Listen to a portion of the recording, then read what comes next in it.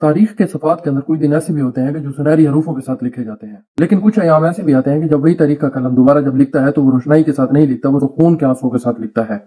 تاریخ جب بھی لکھی جائے گی تو یہ سیاہ بام آنسوؤں کے ساتھ لکھا جائے گا۔ وہ دن جب اس پاک سرزمین کے اوپر حضور علیہ السلام کی عزت و نموز کے مسئلے کے اوپر، تحفظ ختم نبوت کے مسئلے کے اوپر، ختم نبوت کی پیراداری کے اوپر نکلنے والی جماعت، فلسطین کے مظلوم مسلمانوں کی مدد کے لیے نکلنے والی جماعت کو گولیوں کے ساتھ بھون کے رکھ دیا گیا۔ ذرا لمحے بھر کے لیے اپنی آنکھیں بند کیجیے اور وہ تصور کیجیے کہ جن ماؤں کی گودیں اجاڑ دی گئی، جن بہنوں کے بھائیوں کو مار دیا گیا اور ان کی لاشوں تک کو بھی غائب کر کے رکھ دیا گیا۔ ایک ماں کے سامنے جب ایک بچے کی لاش آ جائے تو ماں کو صبر آ جاتا ہے کہ میرا بچہ شہید ہو چکا ہے، وہ ماں صبر کر جاتی ہے، پوری زندگی اس کو صبر ہو جاتا ہے۔ جب اس کے بچوں کی لاشوں کو بالکل غائب کر دیا گیا، ان کو جلا دیا گیا اور کئی نامعلوم مقاموں کے اوپر جا کر ان کو دفنا دیا گیا، تو ان ماؤں کے بارے میں تو آپ ذرا سوچیں کہ ان ماؤں کے دلوں کے اوپر کیا گزر رہی ہوگی اس ٹائم۔ وہ ماں ہمیشہ اپنے گھر کے دروازے کے اوپر نظر رکھ کے بیٹھی ہوتی ہے کہ کہیں نہ کہیں سے شاید میرا بیٹا واپس آ جائے، لیکن اس ماں کو یہ پتہ بھی ہوتا ہے کہ آپ کے بیٹے کو ظالموں نے شہید کر دیا ہے، آپ کے بیٹے کی لاش کو بھی کہیں غائب کر دیا گیا ہے، مگر پھر بھی وہ ماں صبر نہیں کر سکتی۔ پھر بھی اس ماں کے اندر صبر نہیں ہوتا کہ جب تک وہ اپنے بچے کی لاش کو نہ دیکھ لے تب تک اس کے اندر وہ صبر نہیں ہوتا۔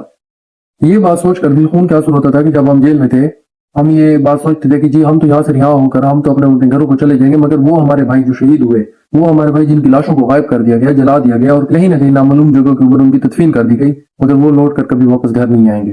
ان نوجوانوں کا کیا جرم تھا؟ ان نوجوانوں کا یہ جرم تھا کہ وہ ناموس رسالت کی بات کرتے تھے، ان کا یہ جرم تھا کہ وہ نظام مصطفیٰ کی بات کرتے تھے، ان کا یہ جرم تھا کہ وہ اپنے مظلوم فلسطینی بھائیوں کے حق کے لیے نکلے ہوئے تھے۔ 76 سالوں سے ہم آزادی کے جشن منا رہے ہیں، نغمے گا رہے ہیں، جھنڈے لہرا رہے ہیں، مگر کیا ہم واقعی آزاد بھی ہیں؟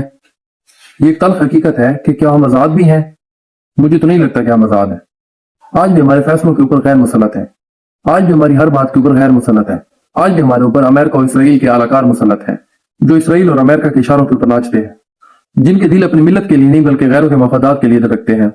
آج جب کوئی اس ملک پاکستان کے اندر اپنے حق کی بات کرتا ہے، نظام مصطفیٰ کی بات کرتا ہے، تحفظ ختم نبوت کی بات کرتا ہے، فلسطین کی آزادی کی بات کرتا ہے، اس کو جواب میں صرف ایک گولی ہی ملتی ہے۔ آج عدل کے تمام ایوان سنسان پڑے ہوئے ہیں اور مظلوم کی داد رسی کرنے والا یہاں کوئی بھی موجود نہیں ہے۔ افسوس صد افسوس اس بات کا ہے کہ آج اس ملک کے حکمران اسرائیل و امریکہ کے اعلی کار بنے ہوئے ہیں، ان کے اشاروں کے اوپر ناچتے ہیں